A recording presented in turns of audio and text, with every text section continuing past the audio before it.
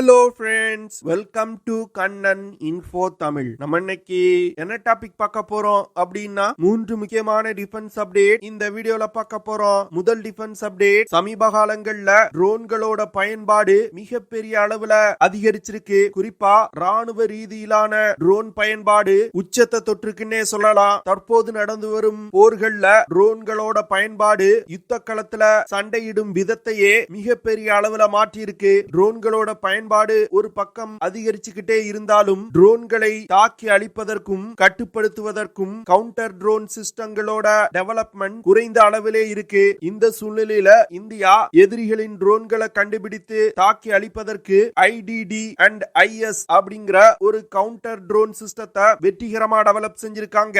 இந்த counter drone சிஸ்டத்தை ஒரு கேம் சேஞ்சர் அப்படின்னு டிஃபென்ஸ் எக்ஸ்பர்ட் சொல்றாங்க. எதற்காக இந்தியா இந்த IDD&IS கவுண்டர் ட்ரோன் சிஸ்டத்தை டெவலப் செஞ்சிருக்காங்க, இந்த சிஸ்டத்தோட செயல்திறன் மற்றும் சிறப்பு அம்சங்கள் என்ன அப்படிங்கிறது குறித்து பார்க்கலாம். அடுத்த அப்டேட், இந்தியா மற்றும் UAE நாடுகள் இணைந்து HAPS அப்படிங்கிற ஹை ஆல்டிடியூட் சூடோ சேட்டலைட்டுகளை உருவாக்க இருப்பதா செய்திகள் வெளிவந்திருக்கு. இந்தியா மற்றும் UAEக்கு இடையில் எதற்காக இந்த ஒப்பந்தம் போடப்பட்டிருக்கு? ஹை ஆல்டிடியூட் சூடோ சேட்டலைட் அப்படின்னா என்ன? இந்த சிஸ்டங்களை ராணுவ ரீதியா எப்படி பயன்படுத்த முடியும் அப்படிங்கிறது குறித்து பார்க்கலாம். மூன்றாவது அப்டேட், இந்தியா மற்றும் ஜெர்மனிக்கு இடையே ஒரு நல்ல உறவு இருக்கு. இந்த சூழ்நிலையில அந்த உறவை கெடுக்கும் விதமா தற்போது ஜெர்மன் ஒரு ஸ்டேட்மெண்ட்டை வெளியிட்டிருக்காங்க. அது என்ன ஸ்டேட்மெண்ட், ஜெர்மனிக்கு இந்தியா எப்படி பதிலடி கொடுத்திருக்காங்க அப்படிங்கிறது குறித்து நம்ம டீடைலா இந்த வீடியோல பார்க்கலாம். நம்ம சேனல்ல டிஃபென்ஸ் மற்றும் ஜியோ பாலிடிக்ஸ் சம்பந்தமா தினம் ஒரு வீடியோ பப்ளிஷ் பண்ணிட்டு இருக்கோம். உங்களுக்கு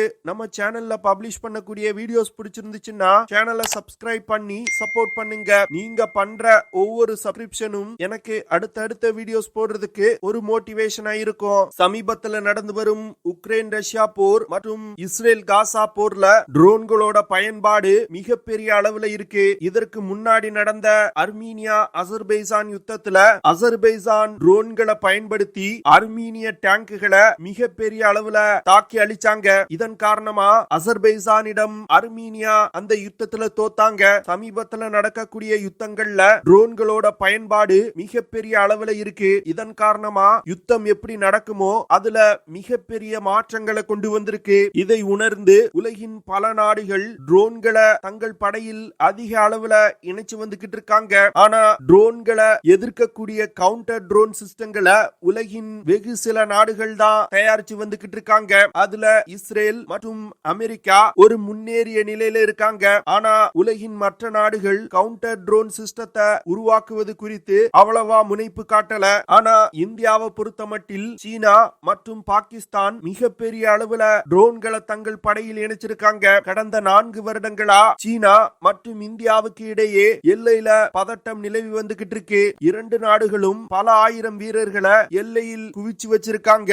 சமீபத்தில் எடுக்கப்பட்ட சேட்டலைட் புகைப்படங்களை வச்சு பார்க்கும் பொழுது சீனா லைன் ஆஃப் ஆக்சுவல் கண்ட்ரோல் பகுதியில மிகப்பெரிய அளவுல ட்ரோன்களை டிப்ளாய் செஞ்சிருக்காங்க. அதுவும் குறிப்பா லைன் ஆஃப் ஆக்சுவல் கண்ட்ரோல் பகுதிக்கு அருகில் உள்ள ஷிகாச்சி மற்றும் மாலன் ராணுவ தளங்கள்ல சீனா ட்ரோன்களை மிகப்பெரிய அளவுல டிப்ளாய் செஞ்சிருக்காங்க. சீனா WZ-7 சோரிங் டிராகன் அப்படிங்கிற ட்ரோன்களை இந்திய எல்லையில அதிக அளவுல டிப்ளாய் செஞ்சிருக்காங்க. இந்த ட்ரோன்களை பயன்படுத்தி சர்வேலன்ஸ் மற்றும் ரெகனேசன்ஸ் ஆபரேஷன்களை தற்போது சீனா இந்திய எல்லையில செஞ்சு வந்துகிட்டு இருக்காங்க.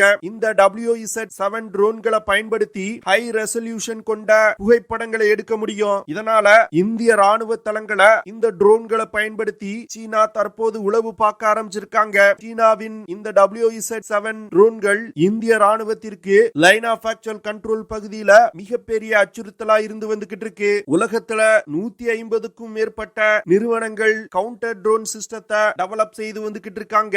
ஆனா யாருமே அதுல ஒரு குறிப்பிடத்தக்க வெற்றி அடைஞ்சது கிடையாது. ஆனா தற்போது இந்தியாவின் DRDO நிறுவனமும் பாரத் எலக்ட்ரிக்கல் லிமிடெட் நிறுவனமும் இணைந்து IDD&IS அப்படிங்கிற இன்டகிரேட்டட் ட்ரோன் டிடெக்ஷன் அண்ட் இன்டர்டிக்ஷன் சிஸ்டத்தை வெற்றிகரமா டெவலப் செஞ்சிருக்காங்க. இந்த கவுண்டர் ட்ரோன் சிஸ்டத்தினால இந்திய எல்லைக்குள் வரக்கூடிய ட்ரோன்களை கண்டுபிடித்து தாக்கி அழிக்க முடியும். 5 முதல் 8 கிலோமீட்டர் தூரத்துல உள்ள ட்ரோன்களை கண்டுபிடித்து இந்த கவுண்டர் ட்ரோன் சிஸ்டங்கள் வெற்றிகரமா தாக்கி அழிக்கும். DRDO உருவாக்கி இருக்க இந்த கவுண்டர் ட்ரோன் சிஸ்டத்துல சாஃப்ட் மற்றும் ஹார்ட் கில் தொழில்நுட்பம் பயன்படுத்தப்பட்டிருக்கு. சாஃப்ட் கில் அப்படிங்கிறது எதிரிகளோட ட்ரோன்களை ஜாம் செய்வது, ட்ரோன்கள்ல இருக்கக்கூடிய GPS சிஸ்டத்தை குழப்புவது, இதன் மூலமா ட்ரோன்களை பறக்க விடாமல் கீழே விழ செய்வது. அதுவே ஹார்ட் கில் அப்படிங்கிறது ட்ரோன்கள் மீது தாக்குதல் நடத்தி விழ வைப்பது. குறிப்பா சொல்லணும்னா துப்பாக்கிகள், லேசர் பீம்ஸ், மைக்ரோவேவ் போன்றவற்றை பயன்படுத்தி ட்ரோன்களை தாக்கி அழிப்பது.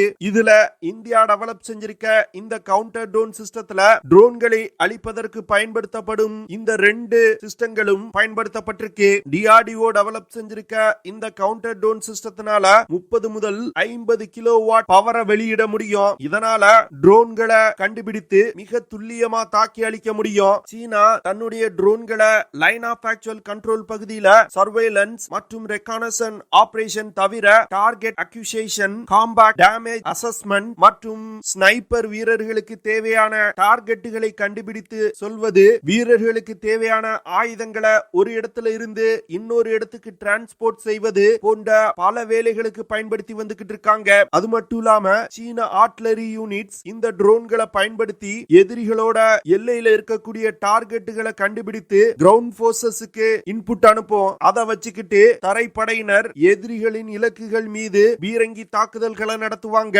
இது போன்ற பல வேலைகளுக்கு சீனா தன்னுடைய ட்ரோன்களை பயன்படுத்துறாங்க. தற்போது இந்தியா புதிதாக டெவலப் செஞ்சிருக்க இந்த கவுண்டர் ட்ரோன் சிஸ்டத்தை லைன் ஆஃப் ஆக்சுவல் கண்ட்ரோல் பகுதியில டிப்ளாய் செய்ய ஆரம்பிச்சிட்டாங்க. இதனால வரும் காலத்துல சீன ட்ரோன்களால் இந்திய எல்லைக்குள் ஊடுருவ முடியாது. அதே வேளையில பாகிஸ்தான் எல்லையிலையும் ட்ரோன்கள் இந்தியாவுக்கு எதிராக மிகப்பெரிய அளவுல பயன்படுத்தப்பட்டு வருது. குறிப்பா சொல்லணும்னா போன வருடத்துல மட்டும் பாகிஸ்தான்ல இருந்து 350 ட்ரோன்கள் இந்திய பகுதிக்குள் ஊடுருவல் நடத்தியிருக்கு. இந்த ட்ரோன்கள் பெரும்பாலும் ஆயுதங்களை சப்ளை செய்வதற்கும் போதைப் பொருள் கடத்தலுக்கும் பாகிஸ்தான் மிகப்பெரிய அளவுல பயன்படுத்துறாங்க. இதனால DRDO டெவலப் செஞ்சிருக்க இந்த கவுண்டர் ட்ரோன் சிஸ்டத்தை பாகிஸ்தான் எல்லையிலையும் மிகப்பெரிய அளவுல பயன்படுத்த போறாங்க. இது தவிர VVIPக்கள் பாதுகாப்பிலையும் இந்த கவுண்டர் ட்ரோன் சிஸ்டங்கள் பயன்படுத்தப்பட உள்ளது. சமீபத்தில் நடந்த குடியரசு தின விழால DRDO டெவலப் செஞ்சிருக்க இந்த கவுண்டர் ட்ரோன் சிஸ்டங்கள் டிப்ளாய் செய்யப்பட்டிருந்துச்சு.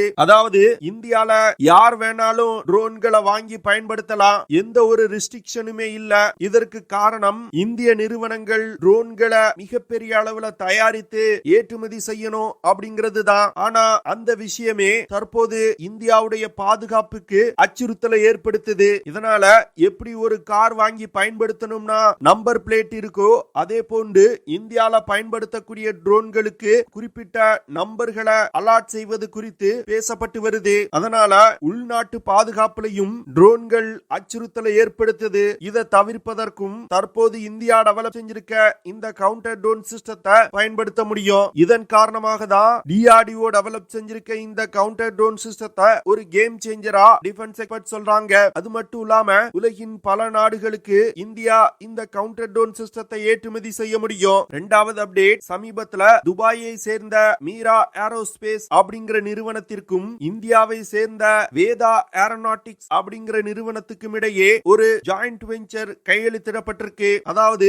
இந்த 2 நிறுவனங்களும் இணைந்து HAPS அப்படிங்கிற ஹை ஆல்டிடியூட் சூடோ சேட்டலைட்டுகளை தயாரிப்பதற்கு முன் வந்திருக்காங்க. ஹை ஆல்டிடியூட் சூடோ சேட்டலைட் அப்படிங்கிறது சோலார் பவரை பயன்படுத்தி இயங்கக்கூடிய ஒரு வகை ட்ரோன். இந்த ட்ரோன்கள்னால சேட்டலைட்டுகள் பறக்கக்கூடிய உயரத்துல பறக்க முடியும். அது மட்டும் இல்லாம சேட்டலைட்டுகள் தொடர்ந்து பூமியை சுற்றி கொண்டே இருக்கணும். ஆனா இந்த ட்ரோன்கள் நிலையா ஒரு இடத்துல நின்று கொண்டு எந்த இடத்தை குறிப்பா மானிட்டர் செய்யணுமோ அந்த இடத்தை மானிட்டர் செய்ய முடியும். இந்த ஹை ஆல்டிடியூட் சூடோ சேட்டலைட்டுகள் பிரத்யேகமா யுத்தம் நடக்கக்கூடிய இடங்களை கண்காணிப்பதற்கு பெருமளவுல பயன்படுத்தப்பட்டு வருது. துபாயை சேர்ந்த மீரா ஏரோஸ்பேஸ் நிறுவனத்திற்கு இந்த ஹை ஆல்டிடியூட் சூடோ சேட்டலைட்டுகளை உருவாக்குறதுல ஏற்கனவே எக்ஸ்பீரியன்ஸ் இருக்கு. அதே வேளையில இந்தியாவின் வேதா ஏரோநாட்டிக்ஸ் நிறுவனத்திற்கும் எக்ஸ்பீரியன்ஸ் இருக்கு. ஏற்கனவே இரு நிறுவனங்களும் இணைந்து ஹை ஆல்டிடியூட் சூடோ சேட்டலைட்டுகளை உருவாக்கி இருக்காங்க. இதனால இந்த நிறுவனங்கள்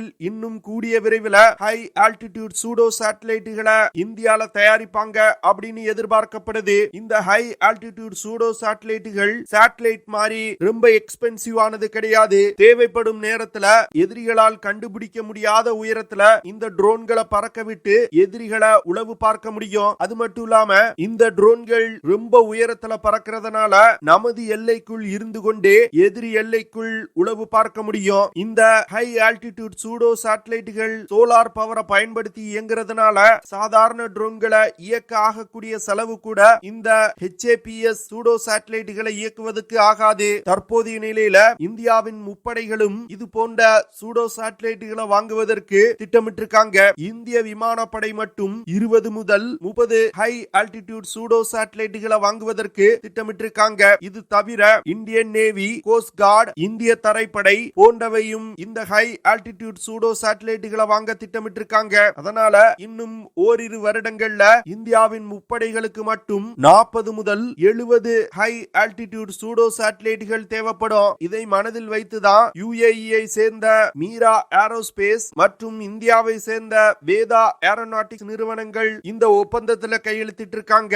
மூன்றாவது அப்டேட், சமீபத்துல ஜெர்மனியோட ஃபாரின் மினிஸ்டர் ஒரு திமிரான பேட்டி ஒண்ணு கொடுத்திருக்காரு. அதாவது டெல்லி சீஃப் மினிஸ்டர் அரவிந்த் கெஜ்ரிவால் கைது தொடர்பா அவர் சில கருத்துக்களை சொல்லி இருக்காரு. அதாவது இந்தியா ஒரு ஜனநாயக நாடு அப்படின்னு நாங்க நினைக்கிறோம், கெஜ்ரிவால இந்திய சட்ட திட்டத்திற்கு உட்பட்டு நடத்தப்படணும் அப்படின்னு அவர் சொல்லியிருக்காரு. இது இந்தியால ஒரு மிகப்பெரிய கொந்தளிப்பை ஏற்படுத்தி இருக்கு. எப்படி ஒரு மூன்றாவது நாடு இந்தியாவுடைய உள்நாட்டு விஷயங்கள் குறித்து கருத்து தெரிவிக்கலாம் அப்படின்னு ஜெர்மனியில ஒரு ஊழல்வாதி கைது செய்யப்படும் பொழுது இந்தியா இது போன்ற ஒரு ஸ்டேட்மெண்ட்டை விட்டிருந்தா எப்படி இருக்கும்? இதன் காரணமா இந்திய அரசாங்கம் இந்தியாவிற்கான ஜெர்மன் தூதரை அழைத்து தங்களுடைய கண்டனங்களை பதிவு செஞ்சிருக்காங்க.